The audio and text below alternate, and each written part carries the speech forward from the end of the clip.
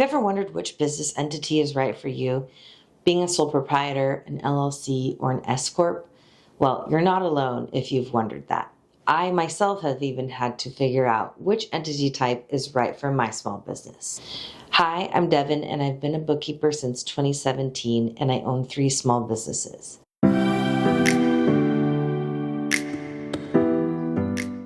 If you're wondering which one is right for you, you've come to the right place. Let's start with the basics.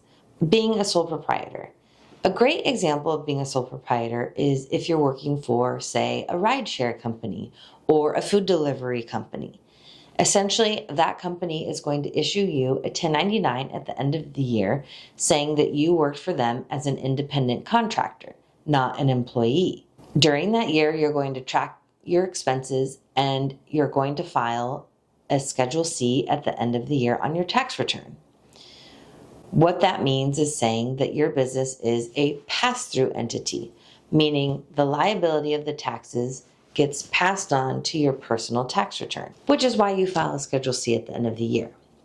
An LLC is essentially like being a sole proprietor, but it has a little bit more of a liability built into it. That essentially all of your personal items stay protected. Now with an LLC, this is also a pass-through entity, meaning you will file a Schedule C at the end of the year on your personal tax return. Again, it will show how much profit you made, the expenses you had, and whatever is your net profit is going to be what you pay personal income tax on. The current personal income tax rate is about 15% for the IRS, and each state is a little bit different. I'm in California, so I roughly factor 20%. Now, the rule of thumb with the IRS is that LLCs generally make no more than $80,000 in gross profit in a given year. If your business makes more than that, then it's best to be an S-Corp. Now, there's some major differences between an LLC and an S-Corp, and one of the major differences is that A, it files its own tax return, and B, as an officer of the corporation, it is the IRS guidelines that you are an employee of the company. Now let's talk about the first thing. It files its own tax return. So keep that in mind because that is an added expense that you'll have when you pay a tax professional to file your taxes. Of course, it's a legitimate business expense, so it's fine, but you will have to pay for the tax preparer to prepare the 1120S, as it's called, and your personal tax return. Now, like the other 2 entity types, S-Corps are pass-through entities as well. So instead of filing a Schedule C, you're going to file the 1120S. But whatever net profit is left over at the end of the year on that tax return, it goes to your personal taxes and you pay personal income tax on that. Now, the difference is going back to being an employee of your S-Corp. As an employee, you have to pay yourself a reasonable salary. That's what the IRS calls it.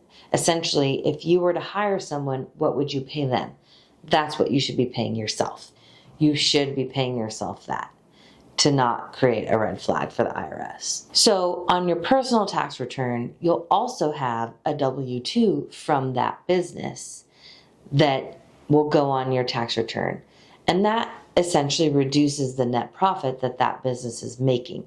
So most people feel that they pay less in income tax, less in personal income tax at the end of the year because some of that was paid through employment tax.